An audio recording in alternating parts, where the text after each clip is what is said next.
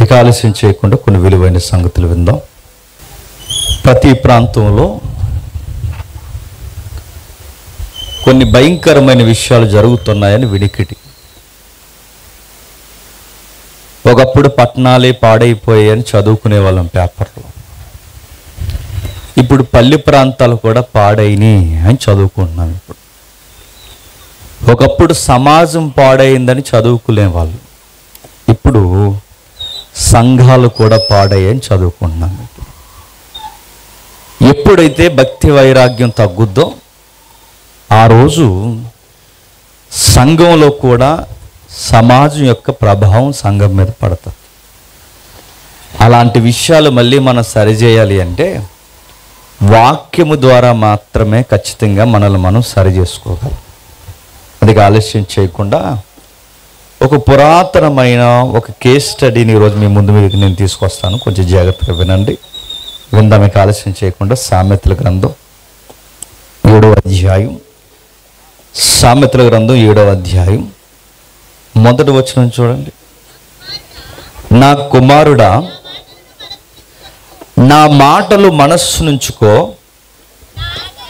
నా ఆజ్ఞలు నీ యొద్ద దాచిపెట్టుకో. నా ఆజ్ఞలను నీవు మనస్సును ఉంచుకొని ఎడల నీ కనుపాప వలె నా ఉపదేశమును కాపాడిన ఎడల నీవు బ్రతుకుదువు. నీ వ్రేళ్లకు వాటిని కట్టుకొనుము, నీ హృదయమును పలక మీద వాటిని రాసుకొనుము. జ్ఞానముతో నీవు నాకు అక్కవనియు, తెలివితో నీవు నాకు చెలికత్తెవనియు చెప్పుము. అవి నీవు జార స్త్రీ చెడు విషయాల యొద్దకు పోకుండాను,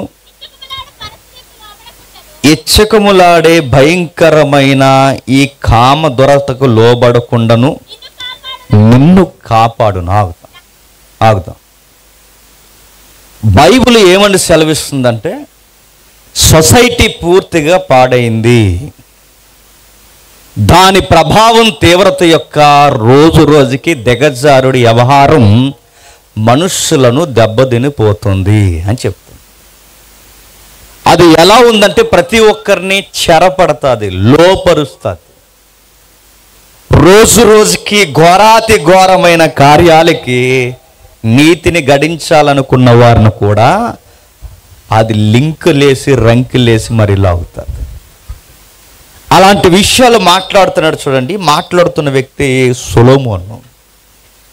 ఎప్పుడైనా ఎవరైనా పెద్దలు యవనస్తులు కానీ, ఎవరైనా కొత్తగా బైబిల్ చదువుతున్న వారికి కానీ, లేదా ఎవరికైనా ఈ చెడు విషయాలకి దూరంగా ఉండాలని కోరుకున్న వారికి ఎవరికైనా బైబిల్ని అప్పటికే చదివిన వారిచ్చే ఫస్ట్ సజెషన్ ఏంటంటే సామెతలు చదవండి అంటారు.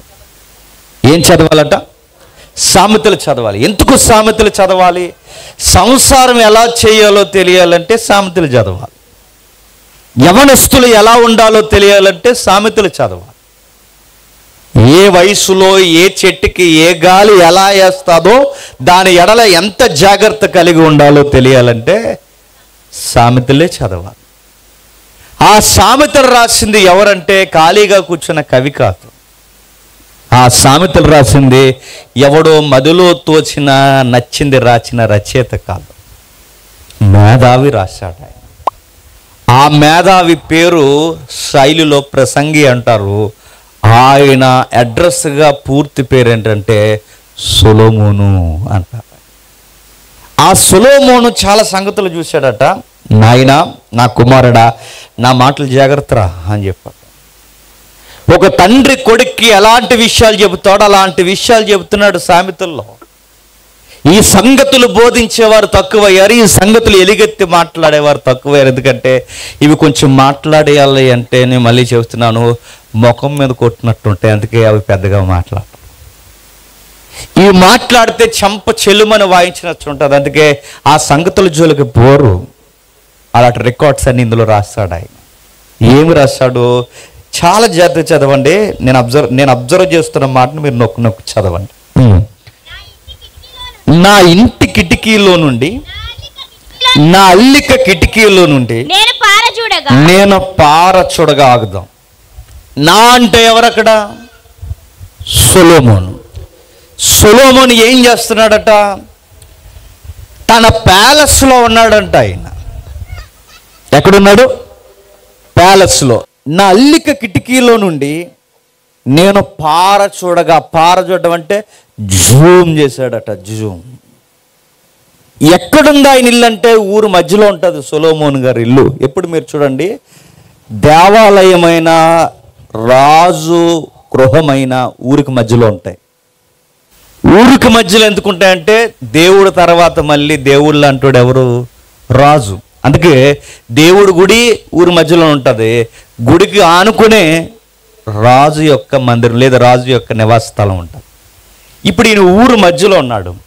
ఎప్పుడైతే ఊరు మధ్యలో ఉన్నాడో ఊరిలో జరుగుతున్న ప్రతి విషయాన్ని చూసే అలవాటు ఉంది ఈయనకి. సొలొమోను గారికి ప్రతిదీ చూస్తాడండి ఆయన. గోడల్లో మొక్కలు ఎలా మొలుస్తున్నాయో చూస్తాడు. నెక్స్ట్ పక్షులు ఎలా ఎగురుతున్నాయో చూస్తాడు. నెక్స్ట్ జంతువుల యొక్క తీరుతెన్నులు చూస్తాడు. నెక్స్ట్ వృక్షాలు ఎదుగుదల చూస్తాడు. నెక్స్ట్ ఇవన్నీ రాజగ్రంథంలో ఉన్న ఆయన రికార్డ్స్. ఇంకా ఆయన గూర్చి ఏం చెప్తాడంటే, ఇదిగో ఆయన ప్రతిదీ సూక్ష్మంగా పరిశీలిస్తాడు. ఆయన ఒక్కటి కాదు, రెండు కాదు, చాలా విషయాలు పరిశీలిస్తుంటాడు ఆయన. ఈ పరిశీలిస్తున్న విధానంలో చూస్తున్నప్పుడు సూర్యుని కింద జరుగుతున్న ప్రతి సంగతిని చూస్తాడు ఆయన. ఆ సూర్యుని కింద జరుగుతున్న సంగతిని చూస్తున్న ఈయన ప్రతిదీ పరిశీలించి చూస్తాడు. ఎక్కడో ప్యాలెస్లో కూర్చున్నాడు.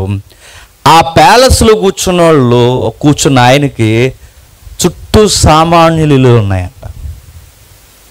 రాజు ఇల్లుని ఆనుకునే ప్రజల ఇల్లులు కూడా ఉన్నాయంట.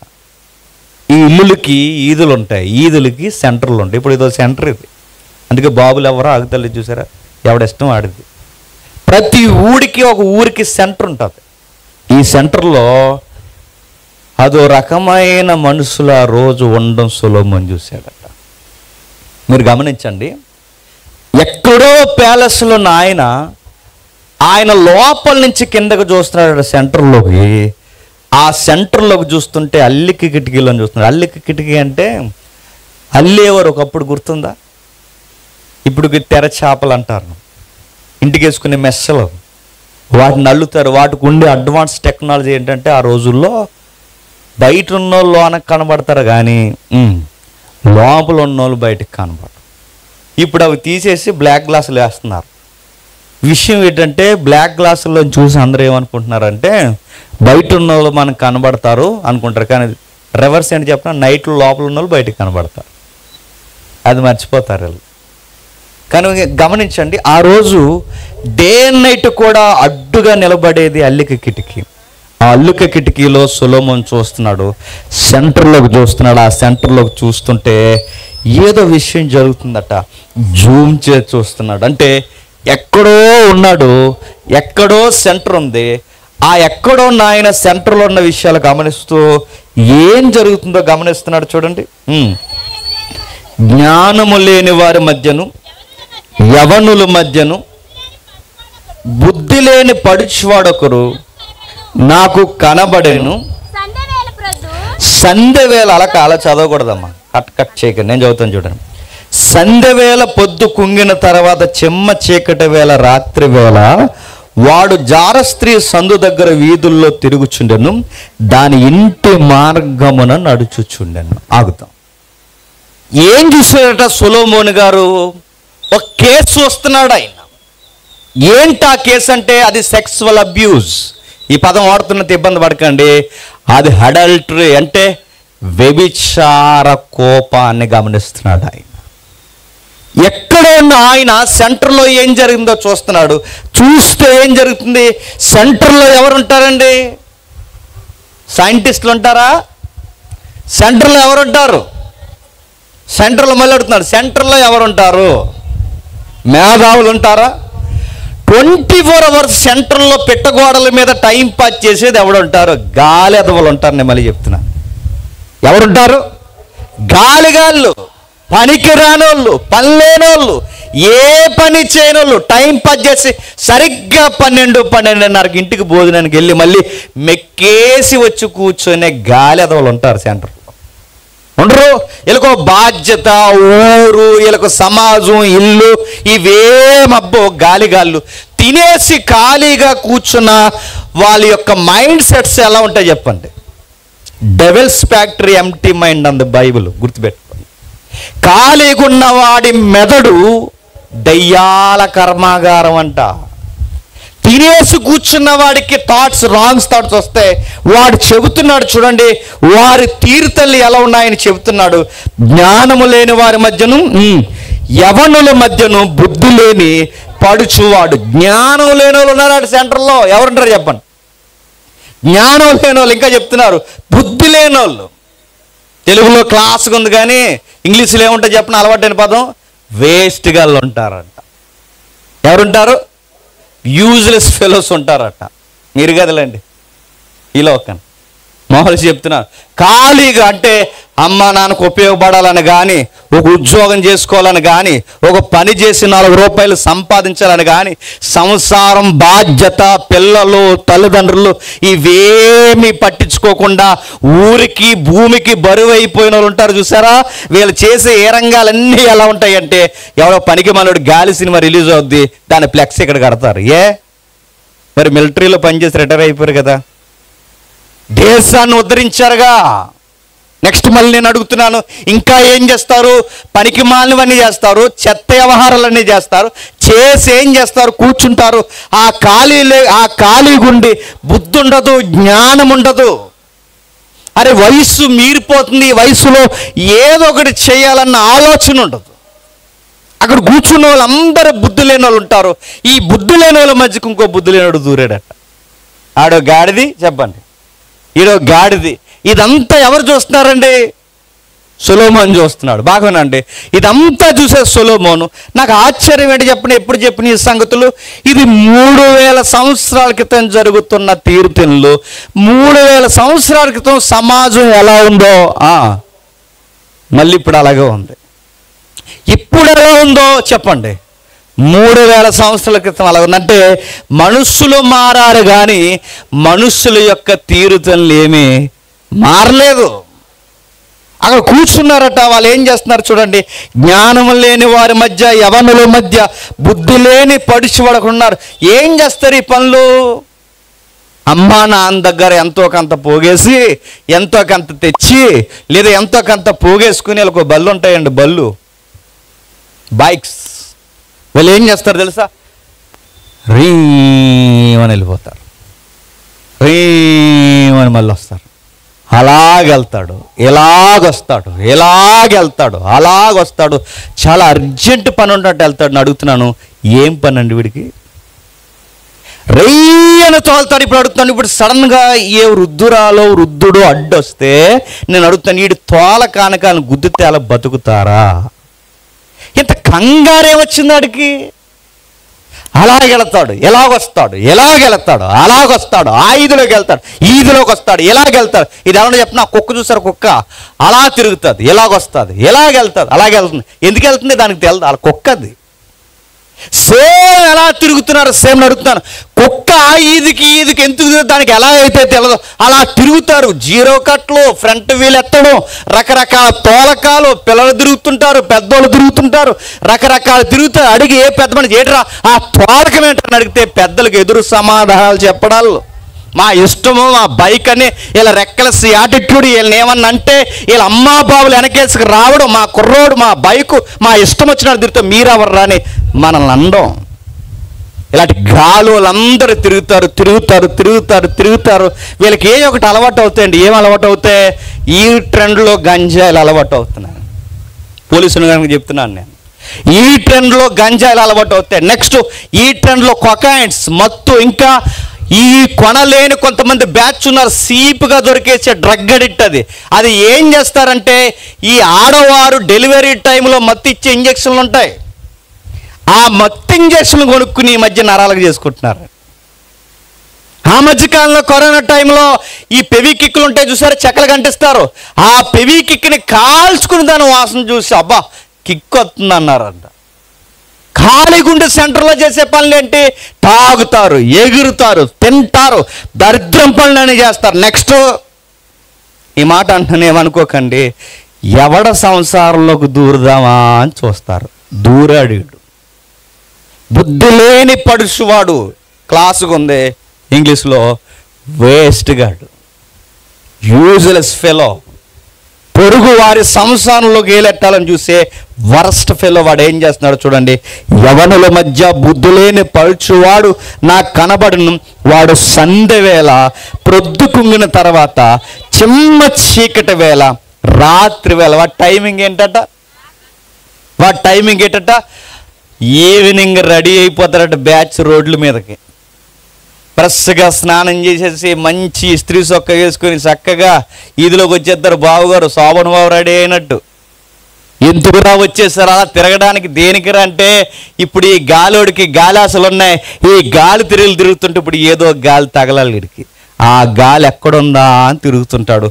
సంధ్య వేళ స్కూల్ వదులుతుంటే స్కూల్ దగ్గరికి వెళ్తుంటారు. బాగా వినండి, నేను ప్రతి ఊర్లో జరిగిన విషయాలు చెప్తున్నాను. నేను స్కూల్ వదిలే టయానికి స్కూల్ దగ్గర కాపలా కాస్తారు గేట్ల ముందు. కాలేజీ బస్సులు వచ్చే టయానికి కాలేజీ బస్సు దగ్గర కాపలా కాస్తారు. బస్ స్టాండ్ల దగ్గర కాపలా కాస్తారు.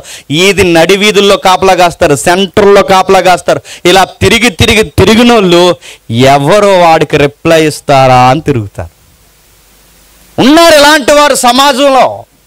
అలా తిరుగుతారు, ఎలా తిరుగుతారు, రకరకాలుగా తిరుగుతారు. వీళ్ళు ఎలా తిరుగుతున్నారు చూడండి.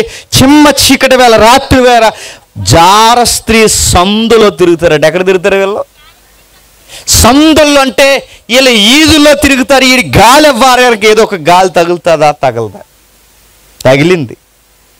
అటు తిరిగాడు, ఇటు తిరిగాడు. ఈ లోపల ఒక ఆవిడ వస్తుంది. అంతటా వేశ్యవేషం వేసుకున్న కపటము గల ఒక స్త్రీ. లేడీస్ చదవకండి, ఇది కేస్ స్టడీ భయంకరమైంది. నేను చదువుతాను, మీరు చదవకండి, నేను చదువుతాను. అంతటా వేశ్యవేషం వేసుకున్న కపటము గల ఒక స్త్రీ ఒకతే వాడిని ఎదుర్కొన్న వచ్చును. అది బొబ్బలు పెట్టినది, స్వేచ్ఛగా తిరిగినది, దాని పాదములు దాని వెంట నిలవు. ఈడు ఇంటికాడ నిలబడ్డు. చెప్పండి. ఇంకొక ఆవిడ ఉంది, ఆవిడ ఇంటికాడ నిలబడదంట. ఈ నిలబడిన గాలి వారానికి చెప్పండి గాలి తగిలింది, ఇంకో గాలి. ఇదంతా ఎవరు చూస్తున్నారండి? నేను కాదండి. ఎవరు చెప్పండి? సొలొమోను గారు చూస్తున్నారు. అంటే 3000 సంవత్సరాల క్రితం ఇలాంటి కామతురత గొడవలన్నీ జరిగాయంటే బైబిల్ చెప్తుంది. ఎస్, జరిగాయి. సమాజం ఎలా ఉంటుంది? నా కుమారుడా, నువ్వు చెవి యొగ్గని ఎందుకు చెప్తుంటే ఎలా ఉంటుంది అది. దాని తీర్థనలు రాస్తున్నాడు చూడండి. అంతటా వేశ్య వ్యాసం వేసుకొని అంటే ఇప్పుడు క్వశ్చన్ అడుగుతున్నాను చెప్పండి. వేశ్య వ్యాసం వేసుకుని అన్నాడంటే వేశ్య కాదా ఈవిడ? నా మాట అర్థమవుతుందో లేదో? వేశ్య వ్యాసం వేసుకుందంటే వేశ్య కాదంటే కాదు, వేశ్య వ్యాసం వేసుకుంది అంటే ఈవిడ ఎవరు అంటే ఈవిడ వేశ్య కాదు, వ్యభిచార వృత్తి చేసే ఆవిడ కాదు. మరి ఈవిడెవరంటే ఒక సంసారి, ఒక ఇంటికి ఇల్లాలు, ఒక భర్తకి భార్య, అంటే ఒక కుటుంబానికి గృహిణి, ఒక కుటుంబానికి గౌరవప్రదమైన కుటుంబానికి ఒక భార్యగా ఉన్న తల్లి. కానీ ఆవిడ ఏం చేస్తుందో చూడండి, వేశ్యవ్యాసం చేసిందంట. ఎందుకు? కళ్ళు నెత్తికెక్కాయంటే. ఈ మాట పెద్దోళ్ళు అప్పుడప్పుడు అంటారు. ఏమని చెప్పినా ఒళ్ళు ఇంకెడకండి నెక్స్ట్ డేట్ నన్ను. అది అలాంటి పనులు చేయడానికి ఈవిడ వేశ్యలా రెడీ అయింది. వాడు ఎవరు దొరుకుతారని ఈడు తిరుగుతున్నాడు. ఈవిడ నాలాంటోడు ఎవడ కనబడతాడా అని ఈవిడ తిరుగుతుంది. బొబ్బలు పెట్టినదని చెబుతూ ఒకప్పుడు ఇంటి ఎదుటను, మరొకప్పుడు సంత వీధుల్లో అది ఉండను. ప్రతి సందు దగ్గర వేశ్యలా వెయిట్ చేస్తుందట. అది అలా రకరకాల మాటలు మాట్లాడుతూ వాడిని పట్టుకొని ముద్దు పెట్టుకొని సిగ్గుమాల ముఖం పెట్టి ఇట్లా అన్నది, నేను సమాధాన బలులను నేను అర్పింపవలసి ఇంటిని నేడు నా మొక్కు బలు చెల్లించి ఉన్నాను. కాబట్టి నేను నిన్ను కలుసుకొని వలన రాగా, నిన్ను ఎదుర్కొని వలనని బయలుదేరగా నీవే నాకు కనబడితివి. బాగా వినండి. పై వచనంలో ఏమన్నాడండి? వేశ్యవేషం వేసుకుంది అన్నాడు. కింది వచనానికి వచ్చేసరికి ఈ కుర్రగాడు పెళ్లిగాని కుర్రగాడు కనబడేసరికి ఇప్పుడు సడన్గా ఎలా మారిపోయిందంట? గుడికి వెళ్ళి వచ్చినట్టు మారిందంట. ఎలాగుందట? నేను ఎక్కడికి వెళ్ళి వస్తున్నాను తెలుసా? ఇప్పుడే దేవుడు గుడికి వెళ్ళి వస్తున్నాను. అక్కడ చాలా మొక్కుబడులు చెల్లించాను. అక్కడ చెప్తున్నాడు చూడండి, సమాధాన బలులను నేను అర్పింపాల్సి ఉంది, నా మొక్కుబడులు చెల్లించాను. అంటే ఇప్పుడు నేను ఎక్కడికి వెళ్ళి వస్తాను చెప్పనా? ఇప్పటివరకు ఆ సొందులో ఉన్నాను, ఇప్పటివరకు లా సొందులో ఉన్నాను, అక్కడున్నాను, ఎక్కడున్నాను, వేషం వేసుకుని తిరుగుతాను, ఇవేం చెప్పలేదు. ఇప్పుడే టెంపుల్కి వెళ్ళి వస్తున్నానని చెప్పింది. అంటే ఏమని బిల్డప్ ఇస్తుందో చెప్పనా? మాది చాలా ట్రెడిషనల్ ఫ్యామిలీ అని చెప్పింది అన్నమాట. ట్రెడిషనల్ అంటే సాంప్రదాయమైన కుటుంబం, కాస్త భక్తి కలిగిన కుటుంబం మాది. ఇప్పుడే దేవుడి దగ్గరికి పోయొచ్చాను. ఆ దేవుడి దగ్గర నేను ఏం కోరుకున్నాను తెలుసా? నువ్వు కనబడాలని కోరుకున్నాను. వీడి తెగ వంకర తిరిగిపోయాడు. ఎవరు? గాలోడు. నువ్వు కనబడాలని నేను కోరుకున్నాను. నాకు భక్తి ఎక్కువ, నాకు దేవుడు అంటే పిచ్చి ఎక్కువ. నేను దేవుడితో సమాధాన బళ్ళు మొక్కురు బళ్ళు ఎక్కువ. నేను ఈ భక్తి వైరాగ్యం నుండి గుడికెళ్ళి, దేవా ఈ ప్రేమను ప్రేమించేవాడు మరో ప్రేమ నాకు కనబడితే చూపించంటే ఈ లోపల నువ్వు కనబడ్డా, అందుకే నీ హగ్ ఇచ్చాను, నీకు ప్రేమగా ముద్దు పెట్టాను. నేను మాట్లాడుతున్నాను, పెళ్ళయి కాపురం ఉన్నదాన్ని ప్రేమ అంటారండి? అడుగుతున్నాను చెప్పండి. పెళ్ళయి మరొక పెళ్ళిగాని కుర్రోడితో అక్రమ సంబంధం పెట్టుకుంటే ప్రేమ అంటారా? నిన్న మొన్న బెంగళూరులో జరిగిన పేపర్లో వచ్చింది, మీరు చూసారు లేదు? ఈరోజు కూడా వేసాడు పేపర్లో. ప్రేమ అంటారా చెప్పండి? ఒక పెళ్ళి అయిపోయి ఈ మధ్యకాలంలో దరిద్రం ఏంటి చెప్పండి, ఒకప్పుడు పెళ్ళి కాని అమ్మాయి పెళ్ళి కాని అబ్బాయి ప్రేమించుకున్నారంటే అది కూడా తప్పే. ప్రేమించుకున్నారంటే అవి ఎంతో గొడవ వరకు వెళ్ళారు. ఇప్పుడు రివర్స్. ఇప్పుడు పెళ్ళైన వాళ్ళు పెళ్ళి కానోళ్ళు ప్రేమించుకున్నారు. దీన్ని ప్రేమ అంటారా? వ్యభిచారం అంటారు దాన్ని. దాన్ని ప్రేమ అంటారా? దాన్ని ఒళ్ళు కొవ్వెక్కడం అంటారు దాన్ని ప్రేమ అంటారా? కళ్ళు గప్పడం అంటారు దాన్ని ప్రేమ అంటారా? మతం ఎక్కిందంటారు దాన్ని ప్రేమ అంటారా? దిగజారుడు జీవితం అంటారు దాన్ని. ఏమని మాట్లాడుతుందో చూడండి. నేను ఎదుర్కొన్న వాళ్ళని రాగా నీవే నాకు కనబడుతుంది. మీరు ఎవరు చదువుకండి, నేను చదువుతున్నాను. రా, నీకు విషయం చెప్తాను. 19వ వచనంలో, మా యజమానుడు ఇంట లేడు, దూర ప్రయాణం వెళ్ళిపోయినాడు, వెళ్ళేటప్పుడు సొమ్ము సంచి చేత పట్టుకుని వెళ్ళిపోయాడు, పొన్నమి నాటి వరకు ఇంటికి తిరిగి రాడు.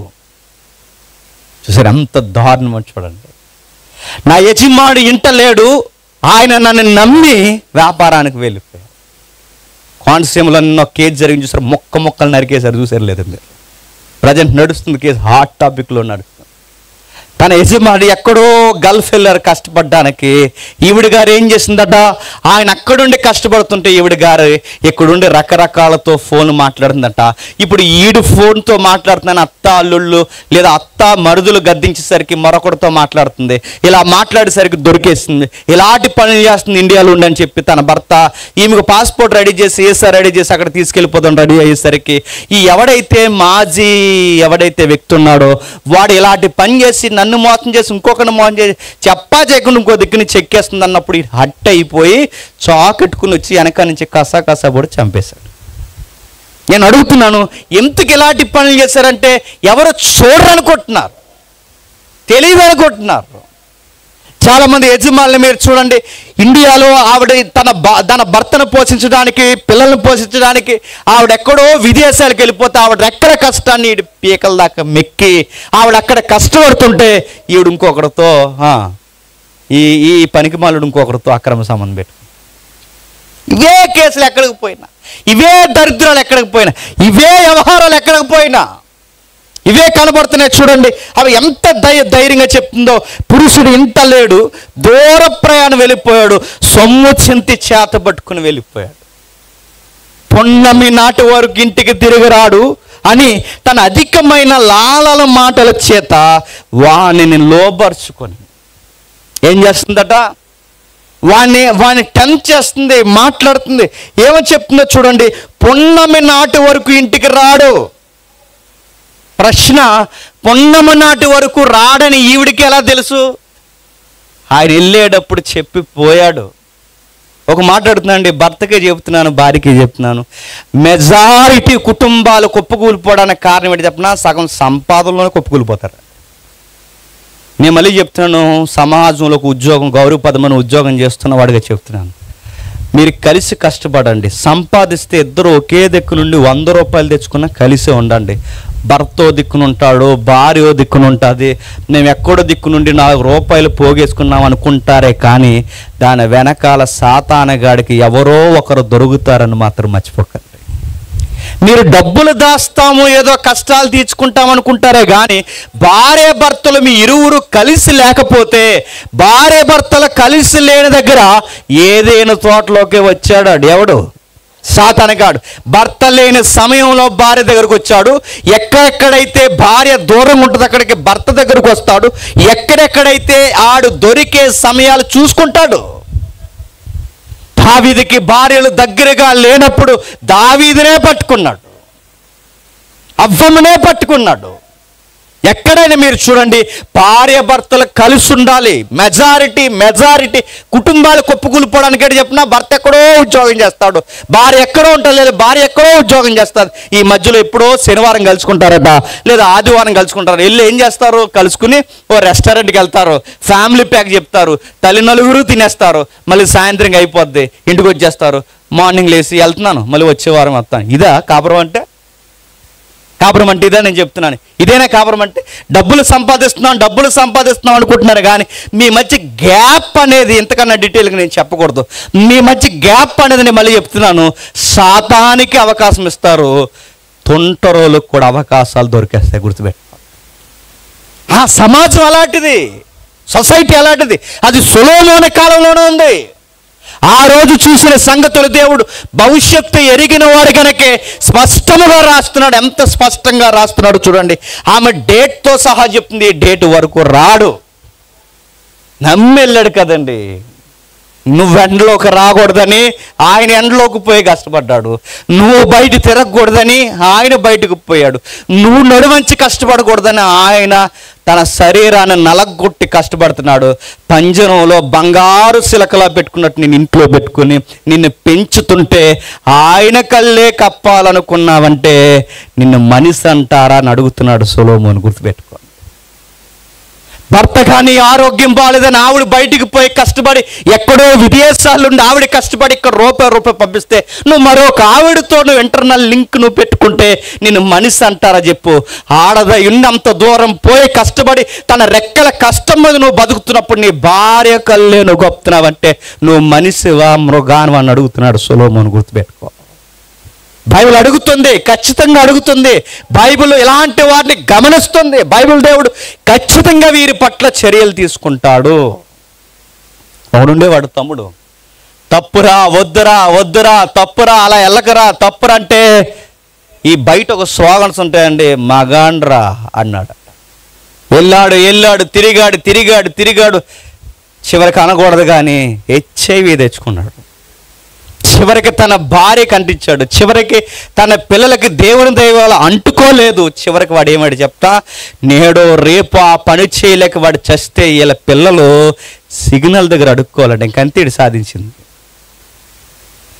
భయంకరంగా దేవుడు చెప్పాడు, అటు జోలికి పోకు. నువ్వు భర్తగా నువ్వు గాడి తప్పినా, భార్యగా నువ్వు గాడి తప్పినా, మీ ధర్మాలు ఒకరికొకరు నెరవేర్చకపోతే మూడో వ్యక్తికి అవకాశం ఇచ్చారో దేవుడిచ్చే పనిష్మెంట్లు చాలా ఘోరంగా ఉంటాయంట. ఆయన ఇచ్చే శిక్షాస్మృతి చాలా ఘోరంగా ఉంటుంది. బైబిల్ చెప్తుంది. ఇదిగో ఆమె డేట్తో సహా చెప్తుంది, ఇంతవరకు ఆయన రాడు, ఇంత టైం వరకు రాడంటే అంటే నేను నమ్మేగా చెప్పాడు. నమ్మనుడైతే ఎప్పుడు వస్తారని నేను చెప్తే చెప్పను, వస్తానులే అంటాడు. డేట్ చెప్పాడు, టైం చెప్పాడు, ఏ టైమింగ్లో వస్తాడు చెప్పాడు, అన్నీ చెప్పాడు. ఎందుకంటే నమ్మాడు. నమ్మకాన్ని వమ్ము చేసింది. ఆ నమ్మకాన్ని వమ్ము చేసి ఒక పెళ్లి కాని కుర్రగాడితో అక్రమ సంబంధం పెట్టుకో. కిందికి అంటున్నాడు, తాను పలికిన చికపు మాటల చేత వాడిని ఈడ్చుకొని పోయాను. వాడి వెంటనే పశువు వదకి పోవున్నట్లు, పరులు చే చిక్కిన వాడు సంఖ్యల్లోనికి పోవున్నట్లు, తనకి ప్రాణహానికరమైనది ఉన్నదని ఎరుగక గురి యొద్దకు పక్షి త్వరపడినట్లు వాని గుండెను అంబు చీల్చు వరకు వాడు దాని వెంట పోవును. పశువు వదకపోవునట్లు ఇలాంటి అక్రమ సంబంధాల్లో, పొరుగు వారి సంసారాల్లో అడుగుల్ని పెట్టే వాళ్ళని బైబిల్ ఏమందో చెప్పనా? మృగవాడు అంది, జంతువాడు అంది, పశువాడు అంది. అంటే ఒక జంతువుకి ఒక మనిషికి తేడా ఎక్కడంటే మోరల్ లేనప్పుడు. బాగుంది, మోరల్ ఎప్పుడైతే ఉందో ఈడు మనిషి, ఈడు జంతువు. ఎప్పుడైతే ఆ నైతికత లేదో గుర్తుపెట్టండి, జంతువుకి మనిషికి తేడా లేదు. బైబిల్ అంటుంది వాడు వదకపోయినట్టు పోతున్నాడంటే పశువు ఎలా పోతుందో చూడండి. ఆడు మేత వేస్తాడు, కటికోడు మేత వేస్తాడు, ఆ మేత వేసి రెడీగా కత్తి పక్కనే నూరుతాడు, ఆ మేత తింటూ అలా మెల్ల తీసుకుని పోతుంటాడు. ఆడి కత్తి నూరుతున్న దానికోసమనే దానికి తెలియదు, కానీ లోపల ఆడు మేత పెడుతున్నాడనే చూస్తుంది. కానీ ఆడు ఏటేసేసేంత వరకు ఆడు నా కొరకే కత్తి నూరాడని దానికి అర్థం అవుతుంది. జారత్వం కూడా బైబిల్ చెప్తుంది చూడండి. వ్యభిచారం, జారత్వం కూడా నువ్వు ఎలా వెళ్తున్నావో తెలుసా? ఈ చీకటి పనులు, సందుల్లో చేసి తింగర ఈ పనికి మాలిన యాసాలు, లేదా ఈ సంసారపు గొడవల్లో దూకడం, ఇది సరదా అనుకుంటున్నావు. కానీ నీ మెడ మీదకి కత్తి తెచ్చుకుంటున్నావు అన్న సంగతి మర్చిపో. నీ మెడ మీదకి కత్తి తెచ్చుకుంటున్నావు అన్న సంగతి మర్చిపోకు. అది ఎలా ఉందో తెలుసా? ఒక పక్షి ఉరికి చిక్కితే ఎలా ఉంటుందో, ఒక గుండెను అంబు చీరేస్తే ఎలా ఉంటుందో, ఒక జంతువు మీదకి కత్తెత్తితే ఎలా ఉంటుందో, ఆ విధముగా దాని ముగింపు ఉంటుంది. పూర్వం కోతులను పట్టేవారు, కోతులు ఇప్పుడు పడుతున్నారండి ఏజెన్సీలో. సొరకాయ ఉంటుంది కానీ, సొరకాయ తెలుసుగా, పొట్లకాయలాగా ఉంటుంది అది కూడా. దీన్ని ఏం చేస్తారంటే ఏజెన్సీలో కోతులను వలలతో పట్టరు. మేను కోతి ఉంటుంది, మేను కోతి, లీటర్ కోతి ఉంటుందిగా, కలిసిన కోతి, దాన్ని పట్టుకుంటే మిగిలినవన్నీ ఆటోమేటిక్గా దొరికితే, ముందు నాయకుడిని చెదరగొడితే మిగిలినవన్నీ మళ్ళీ దరిదాపులు రావు. దాన్ని పట్టుకోవడానికి ఏం చేస్తారంటే ఏదైతే ఈ బీరకాయలు ఉంటుందో సొరకాయ, ఈ సొరకాయని కోస్తారు. కోసు లోపల ఈ పిక్కలు ఉంటాయి చూసారండి, ఈ పిక్కలన్నీ వలిసేస్తారు. ఈ పిక్కలన్నీ వలిసేసి ఆ ఒట్టికాయని ఎండబెడతారు. ఆ ఎండబెట్టిన తర్వాత కాయ బాగా గట్టిగా ఎండబడి దానికి ఫైబర్ కంటెంట్ ఎక్కువ ఉంటుంది కనుక ప్లాస్టిక్ మాదిరి తయారవుతుంది ఆ సొరకాయ. ఆ తయారైన తర్వాత దీనిపైన, ఆ కాయకి పైన ఇలా కన్నం పెడతారు. కన్నం పెట్టి దానికి ఒక కన్నం పెట్టిన తర్వాత ఈ సొరకాయ లక్షణం ఏంటండి? ఎదరేమో లూజుగా ఉంటుంది, వెనక్కేమో కొంచెం టైట్గా ఉంటుంది. ఇక్కడ కన్నం పెడతారు. ఈ కన్నం పెట్టి లోపల చూస్తుండగా ఎర్ర గింజలు వేస్తారు. ఆ కోతులన్నీ చూస్తుండగా ఆ గింజలు అలా వేసి ఈ కోతులను బట్టి వాళ్ళు దూరంగా వెళ్ళిపోతారు. ఇది ఆశతో ఏం చేస్తుందంటే ఒకే సైజ్ సొరకాయలో ఆ కన్నంలో ఇలా చెయ్యి పెడుతుంది. ఏం తీసుకుందామని? పిక్కలు తెద్దామని. ఈ పిక్కలు తెద్దామని ఇలా చేయి పెడుతుంది. గుప్పు నిండా పిక్కలు పట్టుకుంటుంది. మళ్ళీ వెనక్కి లాగుదాం అనుకుంటుంది. ఈ కాయకి చెయ్యి టైట్ అయిపోతుంది. ఎందుకు? గుప్పుడు బిగించింది. ఎలా పెట్టిన చెయ్యి అలా తీస్తే బయటకు వచ్చేస్తుంది. మళ్ళీ ఎలా పెట్టిన చేయాలో తెలియదు. దీనికి దురాశ ఉంది. ఏంటి? పిక్కలన్నీ అడ్డిపోవాలని, ఈ పిక్కలన్నీ పట్టుకెళ్ళిపోవాలని ఆ పిక్కల్ని ఇలా బిగిస్తుంది. ఆ పిక్కల దురాశకి అది లాగుతుంది. ఆడు వస్తుంటాడు, నడుచుకుంటూ వస్తుంటాడు, లాగుతుంది, రాదు. ఎందుకంటే అది పిక్కలను వదలదు, దాని చెయ్యి రాదు. అది ఎప్పుడైతే పిక్కలను వదిలేస్తుందో దాని చెయ్యి బయటకు వస్తే దొరకని వెళ్ళిపోతుంది. కానీ దీని దురాశ ఏంటి చెప్పిన? పిక్కలు పట్టిపోతున్న ఆడ దగ్గరకు వచ్చేంత వరకు ఆ పిక్కలు వదలదు, ఏ లోపల అది దొరికేస్తుంది.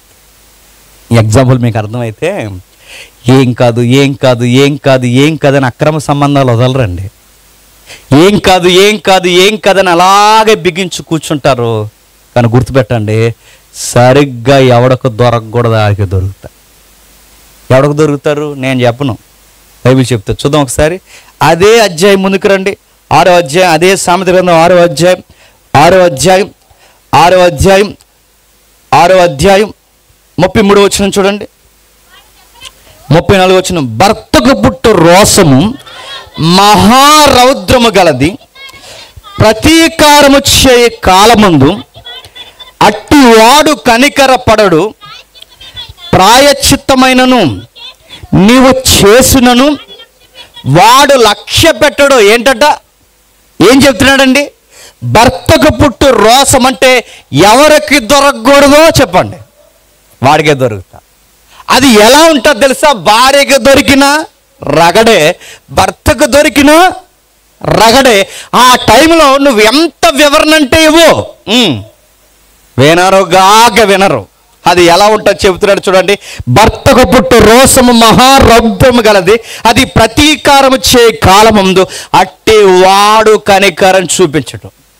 నువ్వు డబ్బులు పోగొట్టు ఏమండం, నువ్వు ఇంకా ఏదన్నా నష్టపరుచు పర్లేదు, తర్వాత ఇంకా ఏమైనా 2 తిడతాడు, కొడతాడు, వదిలేస్తాడు. కానీ వాడి కౌగుల్ని వేరొకడికి ఇచ్చావని తెలిసిందో చెప్పండి, నరికేస్తాడు. గుర్తుపెట్టుకో.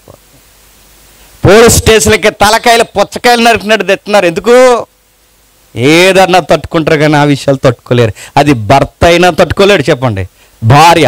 ఈ మధ్య భార్యే భర్తని చెప్పింది. ఎందుకు? వద్దని 70 సార్లు చెప్పిందంట ఆ పక్కింటి ఆవిడతో మాట్లాడద్దని. 70 సార్లు చెప్పింది. ఆ మాటలతో ఆగలేదు. పోటుగాడు అనుకున్నాడు, చాలా దూరం వెళ్ళాడు.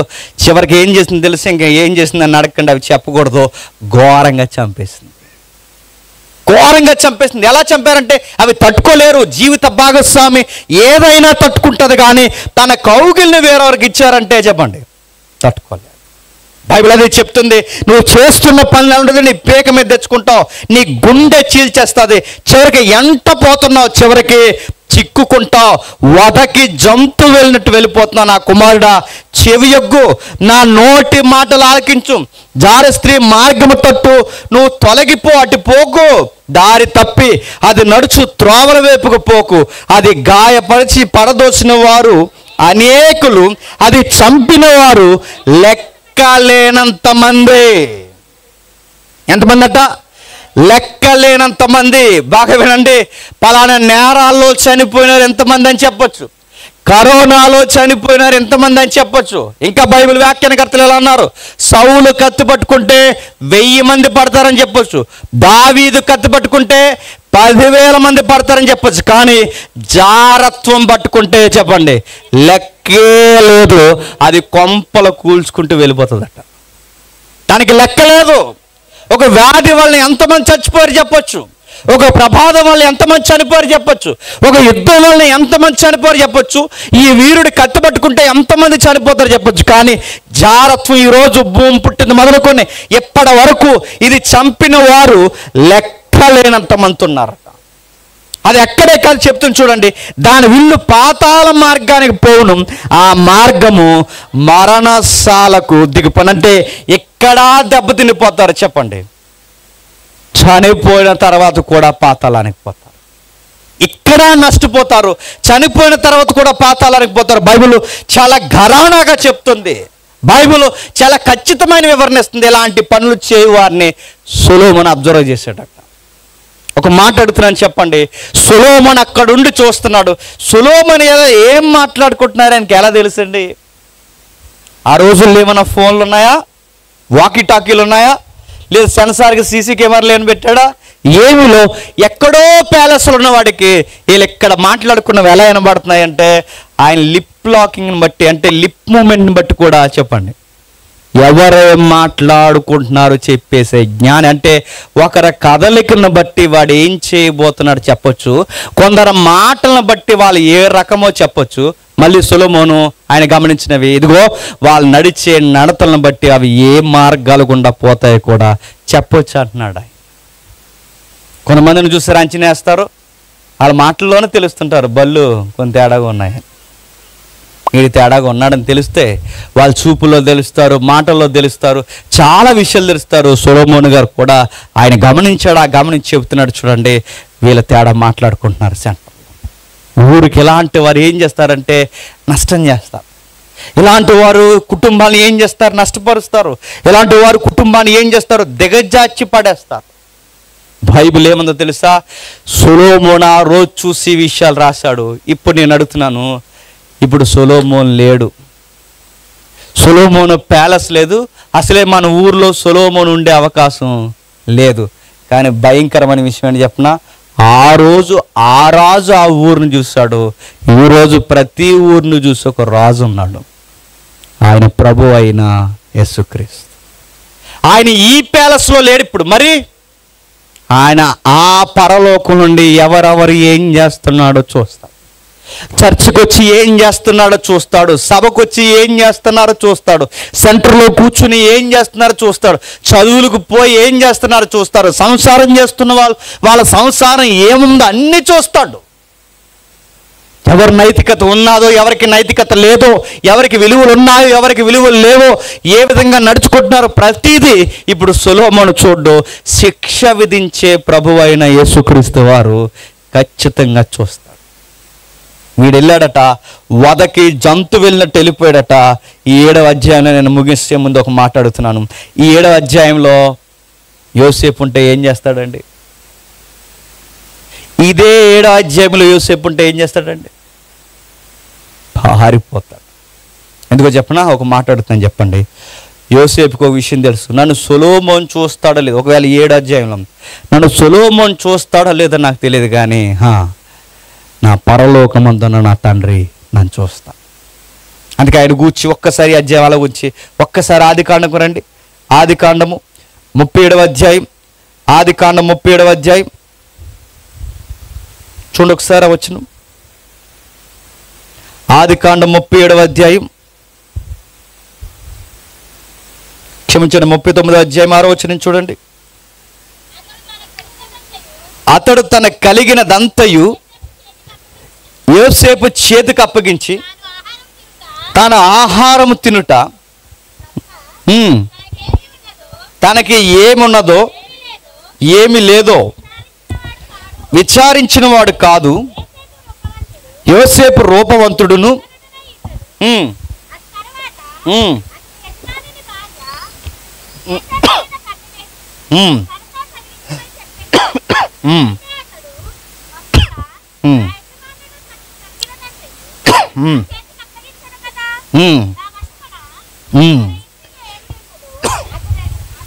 గమనిస్తున్న విషయం చూడండి.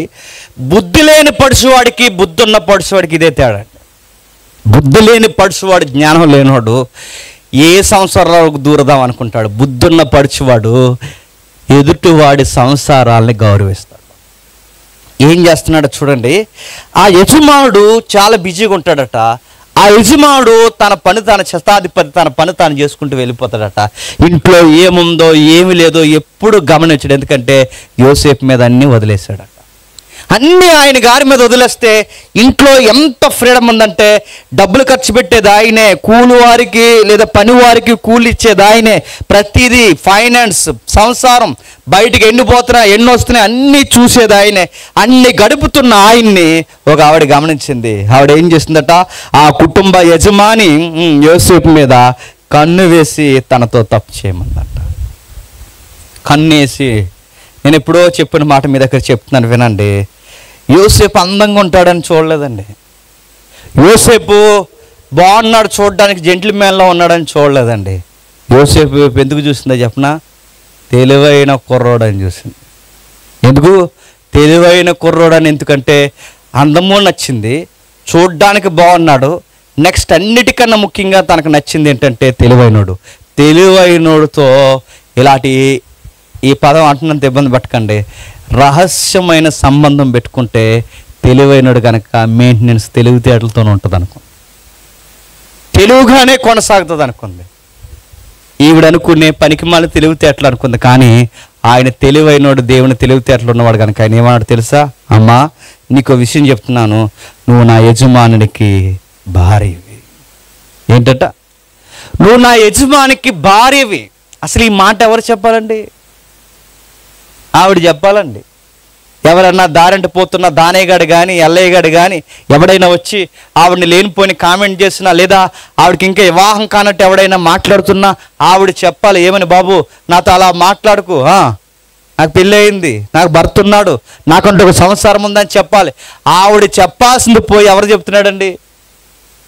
యోసేపు చెప్తున్నాడంటే ఆవిడ ఆ విషయం మర్చిపోయింది, కానీ ఈయన గుర్తుంది. అమ్మా, నువ్వు వేరొకరికి భార్యవి, నా యజమానికి భార్యవి, నువ్వు చెప్పాల్సిన మాట నేను చెప్తున్నాను. నేను ఎదుటివారి సంసారాన్ని గౌరవిస్తాను, ఎదుటివారి కాపరాన్ని గౌరవిస్తాను. నీ భర్త నన్ను నమ్మాడు. ఎంత నమ్మాడంటే ఏముందో ఏం పోదన్నంతగా నమ్మాడు. నీకు ఒక మాట చెబుతున్నానమ్మా, అసలు అతన భార్య కనుక నాకు అన్నిటి మీద అధికారం ఇచ్చాడు, కానీ నీ మీద నాకు అధికారం ఇవ్వలేదు. ఆ సామెతల గ్రంథం 7వ అధ్యాయంలో చదువుతున్న కుర్రగాడు ఇంట్లో యజమానుడు లేని సంగతి చూసి తనతో అక్రమ సంబంధం పెట్టుకున్నాడు. ఇక్కడ ఈ ఇంట్లో యజమానుడు లేడని ఎంత ఇన్ఫర్మేషన్ ఇచ్చి ఎవ్వరు లేని టైంలో తను రోజుకి తనతో మాట్లాడుతుంటే ఆ అవకాశం ఉన్నా యోసేపు మాట్లాడలేదు.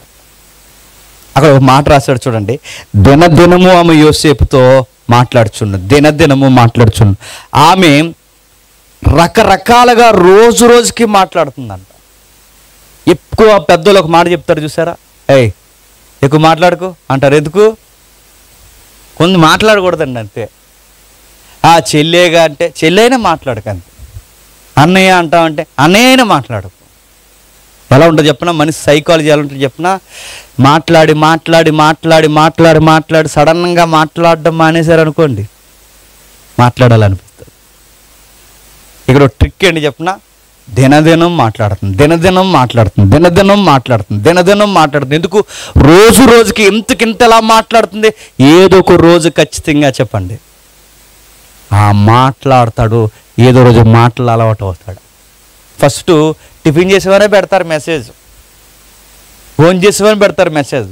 రోజు ఏదోటి గుడ్ మార్నింగ్ చెప్తారు, గుడ్ నైట్లు చెప్తారు, గుడ్ ఆఫ్టర్నూన్ చెప్తారు, పండుగ శుభాకాంక్షలు చెప్తారు, అన్నీ చెప్తారు, ప్రైజ్ లాడ్లు చెప్తారు, రకరకాలు చెప్తారు, వాక్యాలు పెడతారు, స్టేటస్లు పెడతారు, ఏదోటి మాట్లాడతారు, మంచో చెడో ఏదో ఒకటి మాట్లాడతారు. కానీ ఆ మాటల్లో తెలియకుండానే గుర్తుపెట్టండి అలవాటైపోతారు. అన్నయ్య చెల్లి అంటే నేను అడుగుతున్నాను, ఈ మాట అన్నందుకు ఇబ్బంది పడకండి. మీ అమ్మకు పుట్టాడు వాడు, లేదు మీ అమ్మకు పుట్టిందా ఆమె, ఇద్దరు ఒకే గర్భాన్ని పుట్టాడు. ఎవడన్నయ్యాడు? ఆడెవడాడు అని అడుగుతున్నా. ఎవడాడు? ఫ్రెండ్ అండి, మా అన్నయ్య ఫ్రెండ్ అంటే ఫ్రెండ్ ఆడు ఈది బయట ఉండాలంతే. ఆడెంత దూరమైన ఎంతవరకు ఉండాలంతే. వాడు బెడ్రూమ్లో వరకు రావడానికి, ఆడు మన హాల్లో కూర్చోడానికి వాడు ఎవడాడు? ఈ మాట అంటున్నందుకు ఏమి ఇబ్బంది పడకండి. బైబిల్ ఏమంది చెప్పినా, ఎలాంటి వారైనా బైబిల్ ఒక సెలవు ఇచ్చింది, ఎంతవరకు ఉంచాలి అంతవరకు. ఎందుకంటే పురుషుడి యొక్క లక్షణం ఏంటి చెప్పినా, ఆడికి మోహం ఉంటుంది అంత బైబిల్ ఖచ్చితంగా. ఎందుకంటే ఈ చూపు వేరు. మన వదిన్ని చూసినట్టు వాడు వదిన్ని చూడ్డు, మన చెల్లిని చూసినట్టు వాడి చెల్లిని చూడ్డు, మనం అనుకున్నట్టు మన ఇంటి ఆడవారిని చూడ్డు. ఎందుకంటే అది లక్షణాలు అవి. బైబిల్ చెబుతుంది, ఖచ్చితంగా చెప్తుంది నువ్వు ఎంతవరకు ఉండాలి అంతవరకు. ఎందుకంటే హృదయం అన్నిటికన్నా ఘోరమైన వ్యాధి కలది. అది ఘోరాతి ఘోరమైన వ్యాధి కలది. అది భయంకరమైన స్థితి కలిగినది. అది ఏ విధంగా ఎవరిని లొంగ తీసుకోవాలని చూస్తుంది. అందుకే ఆ మాటు కాసినట్టు రోజుకి మాట్లాడింది. ఏదో ఒక రోజు మాట్లాడకుండా ఉంటాడా, ఏదో ఒక రోజు నా ఫీలింగ్ అర్థం చేసుకోకుండా ఉంటాడని మాట్లాడితే ఈయన మాట్లాడు. ఎందుకంటే ఈవిడొచ్చి ఈయనతో మాట్లాడితే ఈయన రోజు దేవునితో మాట్లాడతాడు.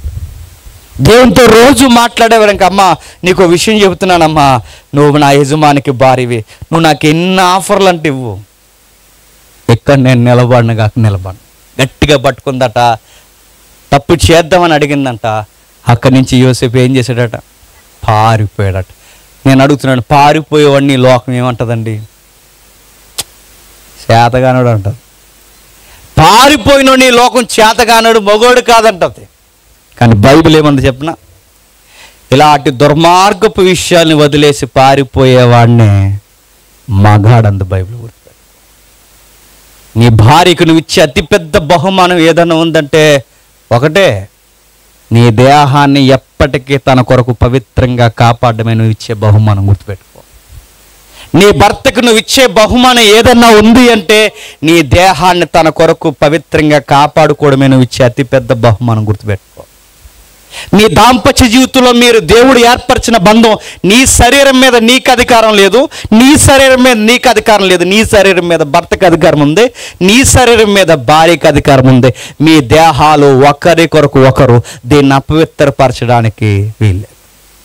యోసేపుకి ఆ విషయం తెలుసు. పెళ్లిగానే కుర్రోడు కనుక ఆ పెళ్ళైన ఆవిడికి ఇలాంటి పిచ్చి ఆలోచనలు వస్తాయని చెబుతున్నాడు. అమ్మా నీ దేహం మీద నాకు అధికారం లేదు, నీ భర్తకు అధికారం. అయినా నేను గౌరవిస్తున్నాను, నీ పొరుగు వారి సంసారాన్ని గౌరవిస్తాను, ఇక్కడి నుంచి వెళ్ళిపోతానమ్మా అని పారిపోయాడట. మన వాళ్ళైతే ఏమంటారు చెప్పినా, మగాడు రాడు ఎంతైనా తిరుగుతాడు రా అంటాం. కానీ బైబిల్ ఏమంది చెప్పినా, మగాడు కాదు సన్నాసిగాలు తిరుగుతారట. అలాంటి పనులు గుర్తుపెట్టు. చేతగానాలు తిరుగుతారట. ఇంకో పదం అంటున్నాను ఏమనుకోకండి, బూతులేం కాదండో. ఇంకో పదం అంటున్నాను ఏమనుకోకండి, పోరంబోకులు తిరుగుతారట. పోరంబోక అంటే భూతే కదా అనుకోకండి. పోరంబోక అంటే పంచాయతీలో పంచాయతీలను అడగండి. పోరంబోక భూములు అంటారు చూసారా? పోరంబోక భూములు అంటే తుప్పలు కప్పలు అన్నీ గట్టిగా మొలిచేసిన దాన్ని ఏమంటారండి? అలాంటి పోరంబోకు భూముల్లో ఉన్న వాళ్ళే తిరుగుతారు. అడు గుర్తుపెట్టు. సంసారి సన్నిధి దేవుని యొక్క నిబంధత ఉన్న వాళ్ళు అటు జోలికి పోరు. సొలొమోను గమనించిన విషయాల్లో ఇలాంటి కుర్రోడు అక్కడ ఉంటే ఖచ్చితంగా ఉండడట. అంటే ఇప్పుడు రండి సామెతల గ్రంథం 7వ అధ్యాయం, సామెతల గ్రంథం 7వ అధ్యాయం, సామెతల గ్రంథం 7వ అధ్యాయం మొదలు వచ్చిన చదవండి. నా కుమారుడా, నా మాటలు మనస్సు నుంచుకొనుము, నా ఆజ్ఞలను నీ యొద్ద దాచి పెట్టుకొనుము. నీవు మనస్సును ఉంచుకునే యెడల నీ కనుపాప వలె నా ఉపదేశమును అని చెబుతూ 3వ వచనంలో నీ వేలికి వాటిని కట్టుకొనుము, నీ హృదయం పలక మీద వాటిని రాసుకొనుము. జ్ఞానముతో నువ్వు అక్కవనియు తెలివితో నీవు నాకు చెలికెత్తవనియు చెప్పుము. ఏం చెప్పాలట? జ్ఞానముతో అక్కవ అంటే నీకు ఫ్రెండ్ ఎవరైనా ఉన్నారంటే ఎవరు ఉండాలట? జ్ఞానం ఉండాలట. నీకు సహోదరిగా ఎవరైనా ఉండాలి అంటే జ్ఞానమే ఉండాలట. అంటే జ్ఞానాన్ని ఫ్రెండ్గా, జ్ఞానాన్ని సహోదరిగా పోలుస్తున్నాడు. జ్ఞానం అంటే యెహోవా యందలి భయభక్తులు కలిగిన జ్ఞానం.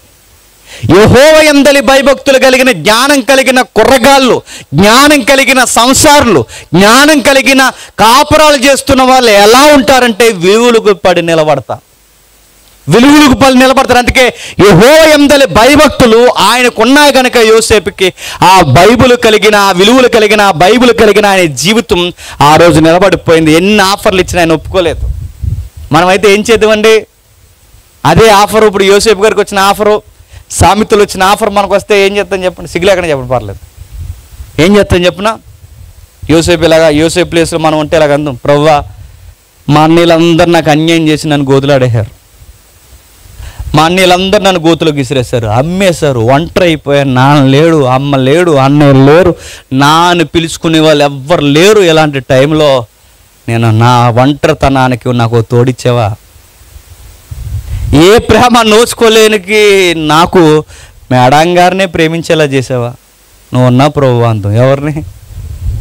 శవడాలు తీసేస్తాడు, ప్రార్థన చేశారండి, గుర్తుపెట్టుకో. అలా చేసేవాళ్ళు ఉంటారండి అంటే ఉంటారు.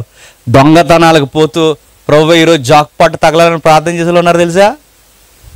తప్పుడు పనులకు పోతూ ప్రార్థన చేసుకునే వాళ్ళు ఉన్నారు తెలుసా?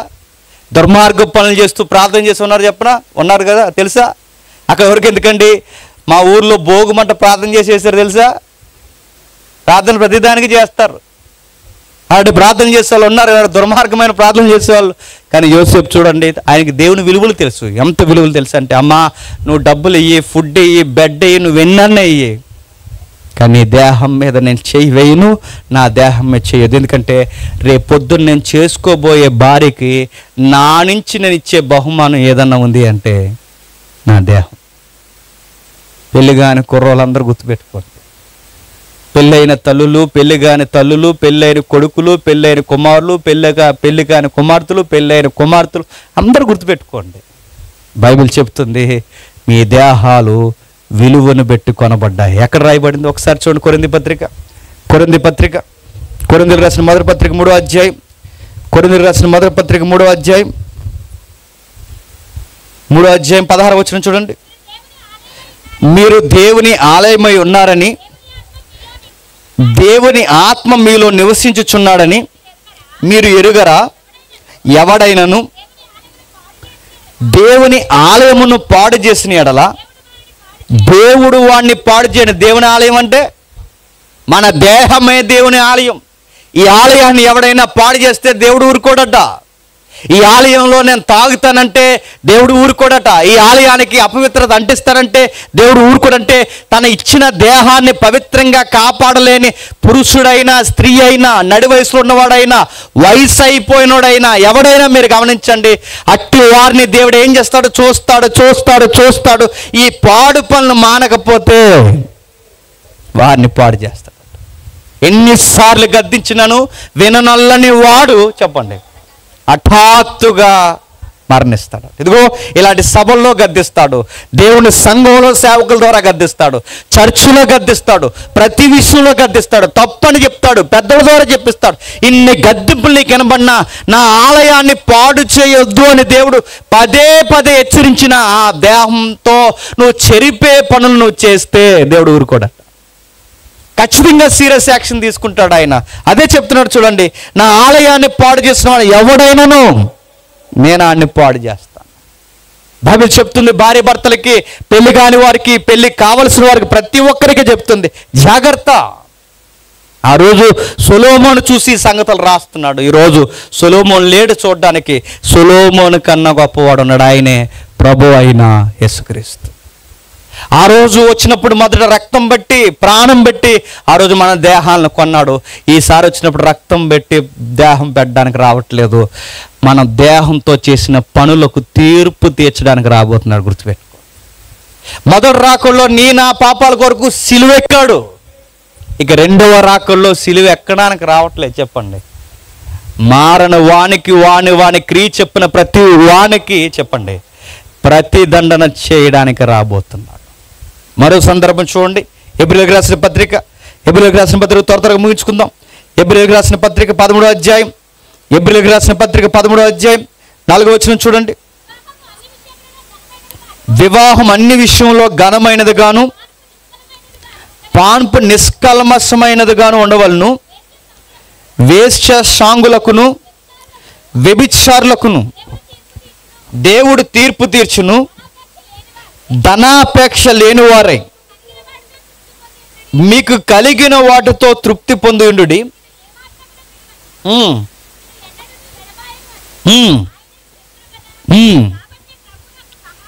ప్రభువే నాకు సహాయకుడు, నేను భయపడను, నరమాత్రుడు నాకు ఏమి చేయగలడు. ఇదంతా ఒక సందర్భం అండి. కానీ పెళ్లిలో ఏ వాక్యం వరకు మాత్రమే రాస్తారు చెప్పండి? వివాహము అన్ని విషయంలో ఘనమైనదని రాస్తారు. ప్రశ్న అడుగుతుందని చెప్పండి, వివాహం అన్ని విషయంలో ఘనమైనదంటే పెద్ద ఆకేసి 4 కూరలు ఎట్టడం అనుకుంటారు. వివాహం అన్ని విషయంలో ఘనమైనదంటే ఒక ఆయన అంటున్నాడు ఇది మెచ్యూర్ ఫంక్షన్ కన్నా గొప్పది అంటాడు. వివాహం అన్ని విషయంలో ఘనమైనదంటే ఇది బర్త్డే కన్నా గొప్పది. అది కాదు ఘనమైనదంటే, అక్కడ ఫుట్ మార్క్ ఇచ్చాడు చూడండి, ఘనమైనది, అన్నిటిలో ఘనమైనది, అన్ని విషయంలో ఘనమైనది అంటే అక్కడ చెప్తున్నాడు అందరిలో అన్నాడు. అన్నిటికన్నా అంటే అన్ని విషయంలో ఘనమైందంటే ఆకు పెద్ద చేశారు, ఘనంగా చేశారు, చుట్టాలు ఎక్కువ వచ్చారని కాదు. అందరూ అంటే నీ లైఫ్లో అత్యధికమైన ఇంపార్టెంట్ వ్యక్తి ఎవరైనా ఉన్నారు అంటే లేని లైఫ్ పార్ట్నర్. గుర్తుపెట్టుకో, నీ జీవిత భాగస్వామి అంటే ఆమెకి ఇచ్చేంత ఇంపార్టెంట్ లేదా అతనికి ఇచ్చేంత ఇంపార్టెంట్ ఇంకెవరికి లేదంట బైబిల్ చెప్తుంది. ఆ ప్లేస్ ఆయనదే, ఆ ప్లేస్ ఆమెదే, ఆ స్థానం ఆయనదే, ఆ స్థానం ఆమెదే. అది కాదని ముందుకెళ్తే చెప్తున్నాడు పాన్పు నిష్కల్మషంగా ఉండదంట, కలంకం అయిపోద్దట. వివాహం ఎప్పుడు ఘనమైందంటే పెద్ద డయాస్ వేసినప్పుడు, భోజనాలు బాగా పెట్టినప్పుడు కాదండి, ఆ పాన్పు విషయంలో కూడా గమనించండి. ఎవరి జీవిత ధర్మాలు వాళ్ళు జరిగించి నమ్మకాన్ని పాటించినప్పుడు మీ పాన్పు కూడా చెప్పండి కల్మషం లేనిది అవుతుంది. పెళ్ళి అయినప్పుడే చదువుతారండి ఇలాంటి వచనాలు, అది కూడా లైనే చదువుతారు, కింద చదవరు. ఈసారి పెళ్ళి అయ్యి నెక్స్ట్ డే జరుగుతుంది, ఏంటని అడగండి నన్ను. ఆ డే దగ్గర చదవాలండి ఇది ఖచ్చితంగా. ఏమని చదవాలి చెప్పనా? నిష్కల్మషమైనదిగా ఉండాలి, కల్మషం ఉండకూడదు. ఆ టైంలో ఎంత కల్మషం లేని ఈ అమలకులందరూ తయారవుతారండి. ఆ టైంలో తయారు ఏం చేస్తారు? కిటికీల్లోంచి చూస్తారు, మంచాల కింద నుంచి చూస్తారు, ఆ రంగులు చల్లుతారు, ఈ రంగులు, వీళ్ళందరూ కరెంట్ ఇటేలండి. వీళ్ళందరికీ ఏంటి ఆ పనిని అడుగుతున్నాను. ఆ గదిలోనికి పాన్పు అనేది ఒక పవిత్రమైన కార్యం, దేవుడు ఏర్పరిచినది. వివాహం తర్వాత దేవుడిచ్చిన అతిపెద్ద బహుమానాల్లో బహుమానం ఏంటో తెలుసా? ఒకరినొకరు పూర్తిగా సమర్పించుకోవడం. అలాంటి టైంలో ఏం చేయాలండి? సంఘ పెద్దలు, సంఘ నాయకులు ఎవరైతే ఉన్నారో సంఘం అంతా ఆ గుమ్మానికి వెలుపల మాత్రమే ఉండి వాళ్ళ మీద చేతులుంచి ప్రార్థన చేసి దేవుడు మీ సంసారాన్ని మరింత పవిత్రపరచును గాకని వాళ్ళని దీవించాలి. బూతులు మాట్లాడి, పనికి మాలిన పాటలు పాడి, చెత్త చెదారాలన్నీ మాట్లాడి, ఇలా డబల్ మీనింగ్ మాట్లాడితే నేను మళ్ళీ అడుగుతున్నాను, వాళ్ళని కల్మషం చేసి, నిష్కల్మషంగా ఉండాల్సిన వాళ్ళని కల్మషం చేసి పాటేస్తారు. బైబిల్ సెలవిస్తుంది చూడండి, వివాహం ఎప్పుడు ఘనమైనదంటే నీ లైఫ్ పార్ట్నర్కి మాత్రమే నువ్వు ఇంపార్టెంట్ ఇచ్చినప్పుడు. వివాహం ఎప్పుడు ఘనమైనదంటే నెక్స్ట్ ఆ పానుపు విషయంలో ఆయనకి మాత్రమే ఆమెకు మాత్రమే స్థానం ఇచ్చినప్పుడు. ఎప్పుడైతే ఈ కమిట్మెంట్ కొనసాగిస్తారో కింద చెప్తున్నాడు, దీన్ని ఎప్పుడైతే కొనసాగిస్తాడో దేవుడు మిమ్మల్ని బ్లెస్ చేస్తాడు. కాదని ఆ స్థానాన్ని వేరొకరికి ఇస్తే మీరు సంసారాలు అవరంట. ఏమవుతారు చెప్పండి? వేశ్య సాంగులు అవుతారట. సంసారాలు అవరట. ఏమవుతారు? వ్యభిచారులు అవుతారట. అంటే పానుపుని కలంకపరిచిన వారిని దేవుడు ఏం చేస్తాడట? నెక్స్ట్ వర్డ్ రాస్తాడు, తీర్పు తీరుస్తాడు. ఇంకొక మాట ముడిపెట్టాడు చూడండి, ధనాపేక్ష లేని వారై ఉండండి, నీకు కలిగిన వాటితో అంటే చాలా కాపురాలు పాడవడానికి, పాన్పు కల్మసం అయిపోవడానికి, లేదా ఈ కుటుంబాలు ఎడబాటు రావడానికి కారణాలు ఏంటో చెప్పిన ధనాపేక్ష. అంటే ధనాపేక్ష వల్ల కాపురాలు పాడవుతాయి. భర్త ఎక్కడో ఉండి కష్టపడతాడు, భార్య ఎక్కడో ఉండి కష్టపడతారు, వీళ్ళిద్దరు కలిసి ఉండరు. వీళ్ళు ఎంత దూరం జరిగిపోవడానికి ఏ ఆశ చెప్పండి? ధనాపేక్ష. వీళ్ళ పాన్పులు కలంకం అవడానికి కారణం ఏంటి చెప్పండి? ధనాపేక్ష. వీళ్ళ ఉద్యోగాల పేరుతో ఎక్కడికో పోతే, నేను మళ్ళీ చెప్తున్నానండి, ప్రవక్తలు లేరు, నీతిమంతులు లేరు, ఏ భేదం లేదు, అందరూ చెప్పండి పతనమైన హృదయంతో పాపం చేయడానికి సిద్ధమైన వారే. లేదు మా ఆయన అలాంటోడు కాదు, మా ఆవిడ అలాంటిది కాదు, అంత లేదు. నేను మళ్ళీ చెప్తున్నాను, అంత లేదు. మళ్ళీ చెప్తున్నాను, దూరం మంచిది కాదు. మీరు 100 రూపాయలు తెచ్చుకున్న దగ్గర ఉండండి, మీరు సాయంత్రానికి 1000 తెచ్చుకున్న దగ్గర ఉండండి. సాయంత్రం అయ్యేసరికి లేదా రోజులో మీరు కలుసుకోవాలి, మీరిద్దరు కలిసే ఉండాలి. మీరు ఖచ్చితంగా ఎక్కడో నేను వారానికి ఒకసారి వస్తాను, అప్పుడు మాత్రం మన రెస్టారెంట్లో కలుద్దామంటే బైబిల్ చెప్తుంది ధనాపేక్ష సమస్త కీడులకు మూలమవుతుంది. చాలామంది మీరు, నేను గమనిస్తున్నానండి, చాలామంది మీరు చూడండి, ఎక్కడికో పోతారు డబ్బులు సంపాదించడానికి, ఇక్కడ ఉంటారు, ఎక్కడికో పోతారు డబ్బులు మళ్ళీ ఇక్కడికి వస్తారు. ఈ లోపల వాళ్ళు కుదురుగా ఉంటారు అనుకుంటున్నారా? చేయాల్సిన నష్టాలు చేస్తారు. సాతానుగాడు వాటిలో లేని వారిని ఖచ్చితంగా పట్టుకుంటుంది. బైబిల్ చెప్తుంది వివాహం విషయంలో జాగ్రత్తగుండు, పానుపు విషయంలో జాగ్రత్తగుండు.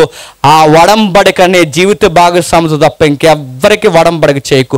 ఎప్పుడైతే నువ్వు ఈ కమిట్మెంట్ కలిగి ఉంటావో బైబిల్ చెప్తుంది నిన్ను ఏమాత్రం విడువను, నిన్ను ఎడబాయనని ఆయన చెప్తాడు. అంటే నువ్వు ఫైనాన్షియల్గా బాగుండాలి అంటే ముందు నా ఎదుట బాగుండు, నీకు డబ్బులు ఎలా ఇవ్వాలో నేను ఇస్తానంటాడు ఆయన. మీ కాపురానికి ఆర్థిక పరిస్థితులు ఎలా సమస్తము సమకూర్చి జరిగించాలో నేను చెప్తాను. సంపాదన పేరుతో భర్త ఒక దిక్కున భార్య ఒక దిక్కున ఉన్నారో, నేను మళ్ళీ చెప్తున్నాను, అనేక మంది పెద్ద పెద్ద ఉద్యోగాల పేరు మీద ఉద్యోగాలు చేస్తూ చెప్పుకోలేనంత చెడ్డ పనుల్లో కూరుకుపోయారు. ఇప్పుడు కేవలం ఉద్యోగాల కొరకు, కేవలం డబ్బుల కొరకు. మెజారిటీ 10% మంచి వాళ్ళు ఉన్నారు, మెజారిటీ జరిగే మిస్టేక్స్ అన్నీ ఈ జీతబత్యాల కొరకే కాపురాలు పాడైపోతున్నాయి. అక్కడే ఆ కొడుకు దగ్గర ఎవరో ఒకరి దగ్గర మాట్లాడుతుంటాడు, లేదా ఆ కొడుకు దగ్గర ఎవరో ఒకరి దగ్గర మాట్లాడుతూ ఉంటుంది, నష్టాలు జరుగుతాయి. బైబిల్ చెప్తుంది నువ్వు వివాహం విషయంలో ఘనంగుండు, పాన్పు విషయంలో నమ్మకంగుండు, నిన్ను ఏమాత్రం విడువను ఎడబాయనని ఆయన చెప్తున్నాడు. ప్రభువే నాకు సహాయకుడు, నేను భయపడను, నరమాత్రులు నాకేం చేయగలడని అప్పుడు ఒక యజమానుడు అనగలడట. ఒక యజమానుడు బయటికి పోయి నా భార్య ఎలా ఉందో ఏంటంటే భయపడ్డు, ఎందుకంటే నా దేవుడే నాకు సహాయకుడు. అబ్రహాం గారి భార్యని వేరొకటి తీసుకెళ్ళాడు ఫరోగాడు. దేవుడు ఏమన్నాడు? ఫరోకి వార్నింగ్ ఇచ్చాడు, తెల్లారేసరికి ఆవిడని పంపించలేదో నువ్వు ఆయన కాపురంలో అడుగెడితే నీ కాపురంలో నేను అడుగెడతా అన్నాడు. వ్యాధుల చేత మొత్తేశాడు. దేవుడిని నమ్ముకున్న అబ్రహాము, దేవుడిని నమ్ముకున్న కుమారుడు గనక తన భార్య మీద పొరుగోడు కన్నేస్తే ఎవరు ఫైర్ అయ్యారు చెప్పండి? అది గుర్తుపెట్టుకోండి, ఆయనే సహాయకుడు. నా భర్త బయటికి వెళ్ళాడు, నిన్న 5:30కు వచ్చేసాడు, ఇవాళ 7:30 అయింది, ఇంకింటికి రాలేదు, ఏం చేస్తున్నాడు ఏంటంటే టెన్షన్ అవ్వకు. నువ్వు దేవుడిని నమ్ముకున్న బిడ్డవైతాడు, ఈ అదవేశాలు ఎత్తే మక్కులు ఎరగొడేస్తాడు, గుర్తుపెట్టుకో. ఆడి పనికి మన పనులు చేశాడో నీ విలువేంటో తెలిసేలా చేస్తాడు. ఎందుకంటే దావీదుల్ని వదలనోడు దేవుడు. నీ యజమానుడు తప్పు చేస్తే వదలడా కాకపోతే ఖచ్చితంగా రోడ్డుకి ఈడుస్తాడు, ఖచ్చితంగా ఈడుస్తాడు. ఆయన అది చెప్తున్నాడు, ప్రభువే నాకు సహాయకుడు, నేను భయపడను, నరులు నా కాపరాన్ని కానీ నా జీవితాన్ని కానీ నా యొక్క నిబంధతను ఎవ్వడు ఏమీ చేయలేదు. ఆయనే నాకు సహాయకుడు. ఆయన చెప్తున్నాడు, ఆయన భరోసా ఇచ్చాడు, నేను ఏమాత్రం విడువను ఎడబాయనని ఆయన చెప్పుచున్నాడు కదా, ఆ భరోసా ఇచ్చాడు. సామెతల గ్రంథంలో ఏం జరుగుతుందో మనం చూసాం.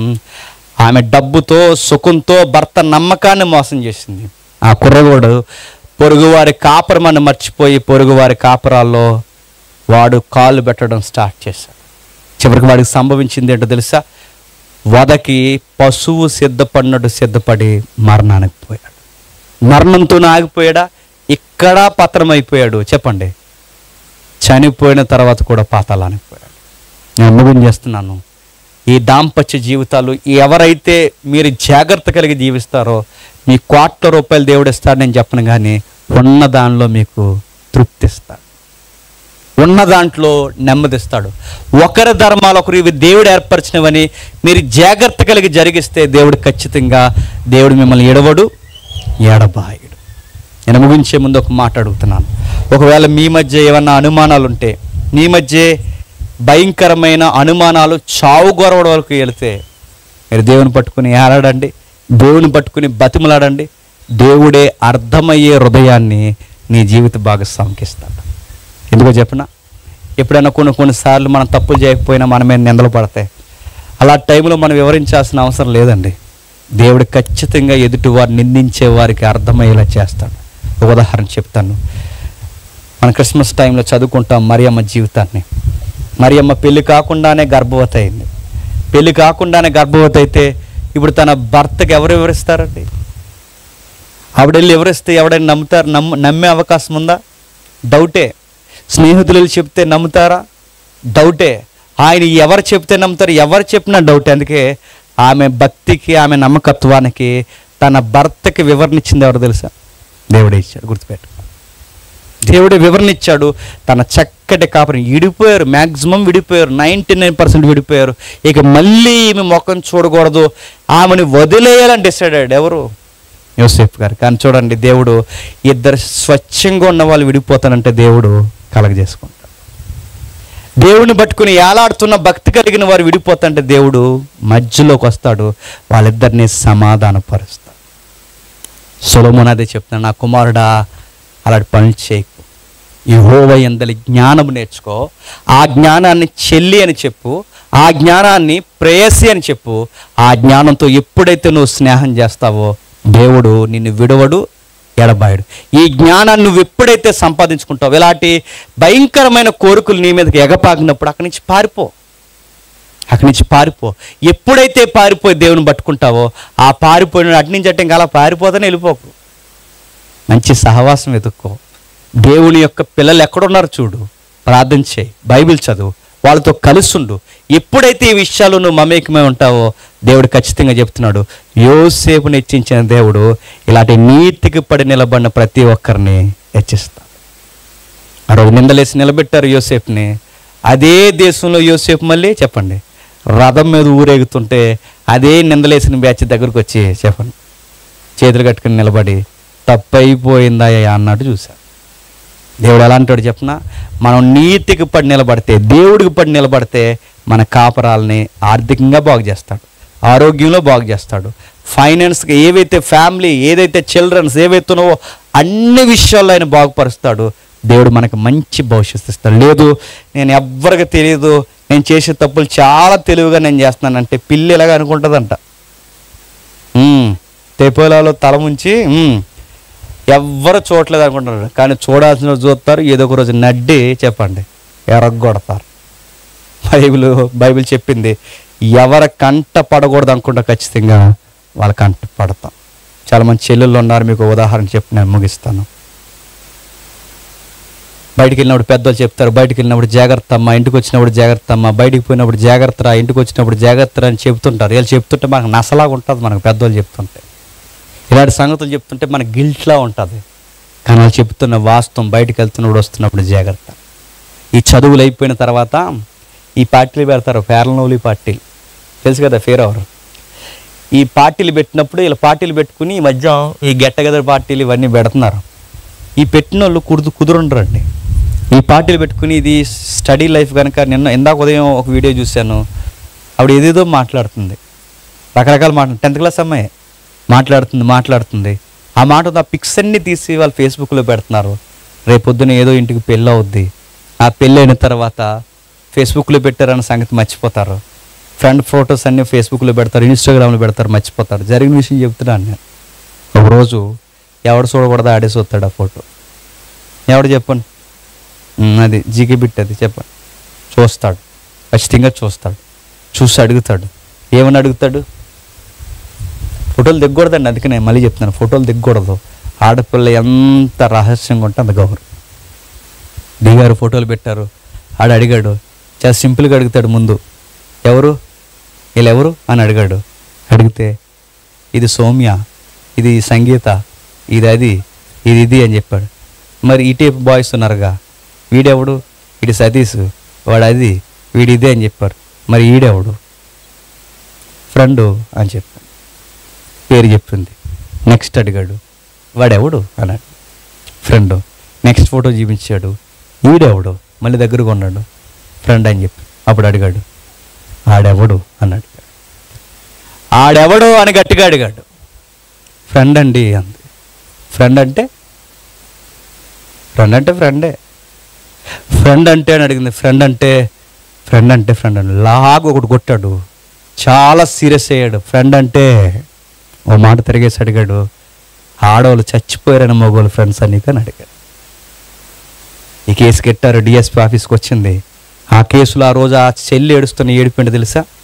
అయ్యో, ఆ రోజు నేను అనవసరంగా ఫోటో దిగాను. మా అమ్మ వాళ్ళు చెప్పిన మాట వినకుండా ఫ్రెండ్సే కదా అని ఫోటో దిగాను. ఈ ఫోటోలో ఏమీ లేదు. ఆయనకు అనుమానం వచ్చింది.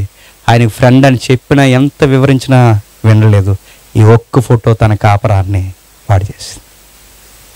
నేను ఎందుకు ఈ మాటలు చెప్తున్నాను గమనించండి. జాగ్రత్త అని పెద్దోళ్ళు చెప్తారు.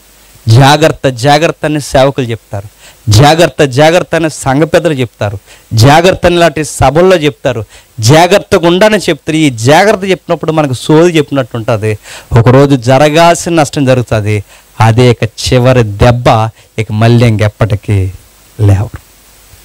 ఇక మళ్ళీ ఆ తప్పుని కవర్ చేద్దామంటే ఇక జరగదు. ఇక అయిపోయింది. ఇక ఆ నష్టం పోడ్చలేనిది.